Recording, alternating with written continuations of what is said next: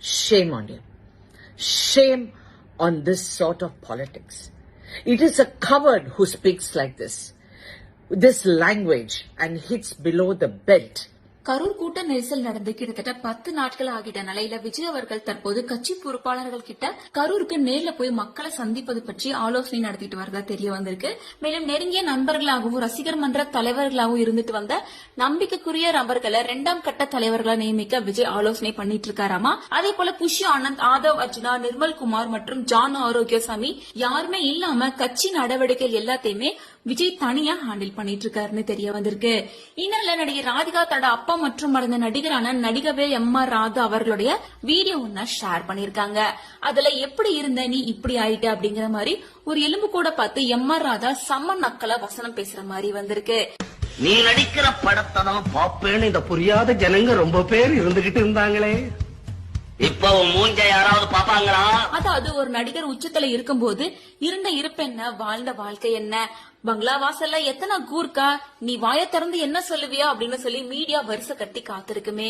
நீ நடிக்கிற படத்தை தான் பாப்பன்னு இந்த புரியாத ஜனங்கள் ரொம்ப பேர் இருந்தாங்களே, இப்போ உன் மூஞ்சிய பாக்க யாராவது வருவாங்களா, இப்போ உன் மூஞ்சிய யாராவது பாப்பாங்களா அப்படின்னு முன்னாள் நடிகர் நடிகைகளா இருந்தவங்கள கடைசியில இப்படி எலும்பு கூட வந்து நின்னா எப்படி இருக்கும், யாருமே கண்டுக்க மாட்டாங்க அப்படின்னு ட்ரோல் பண்ற மாதிரி இந்த வசனங்கள்ல பேசியிருப்பாரு. இந்த வீடியோவை ராதிகா ஷேர் பண்ணிருக்காங்க. விஜய் உள்ளிட்ட யாரோட பேரையும் அவங்க மென்ஷன் பண்ணல. ஆனா கமெண்ட் செக்ஷன் முழுசுமே வந்து டிவிக்கே ரசிகர்கள், தொண்டர்கள் ராதிகாவை பயங்கரமா விமர்சனம் பண்ணி பதிலடி கொடுத்துட்டு இருக்காங்க.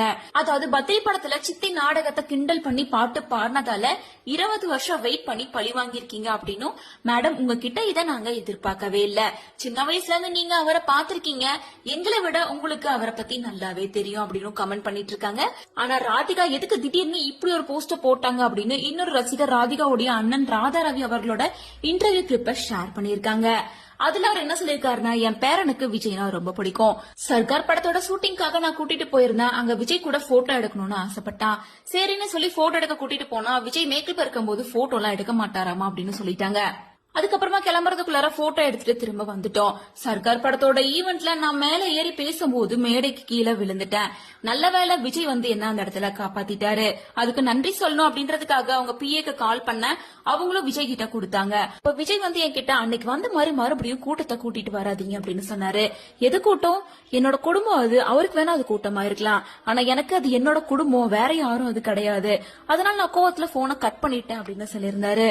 சோ இதன் மூலமா விஜய் வந்து தன்னோட குடும்பத்தை கூட்டம் அப்படின்னு சொன்னதால வந்து ராதா ரவி ரொம்ப கடுப்பா இதை இன்டர்வியூல பேசியிருக்காரு. சோ அதனால ராதிகா விஜய பழி வாங்க இப்படி ஒரு போஸ்ட் போட்டிருக்காங்கன்னு ட்ரோல் பண்ணிட்டு வராங்க.